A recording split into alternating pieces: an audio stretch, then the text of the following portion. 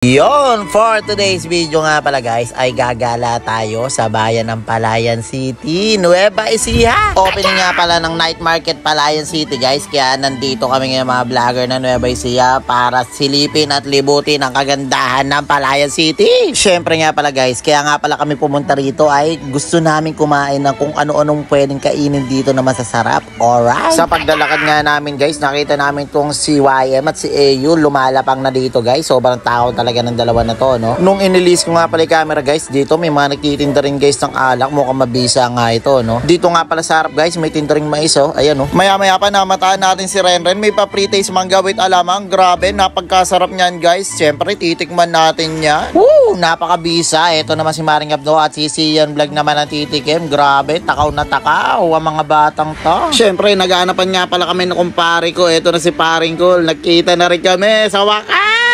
Sobrang dami nag-abang sa pare ko. Ayan, nagpapapicture. Akala mo talaga artista yung pare ko dito sa Palayan City, eh, no? Maya-maya pa guys, naglabasa na yung paputukan. Fireworks na this! Umepal pa si Maring Abno, oh. Tingnan mo, oh. Oh, baka hindi ka pa nagla-like and share. Like and share mo na. Ito na, lumabas na sila Enzo at si Katarget. Ayan, oh. So, ito guys, ano, napag-isipan nga pala namin kumain na nila paring ko at nagugutom na nga daw siya. Pati rin kami, ano. Gusto namin matikman kasi mapagkain dito. May tinda rin nga palang iyo-iyo dito. At ito na naman guys, namataan na naman natin si YM at si AU kumakain na naman dito sa kabilang kanto, no? Grabe kayo talaga, mga magutumin kayo, no?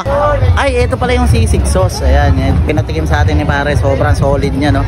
Yung sisig sauce na yan. Ayan yun guys, oh.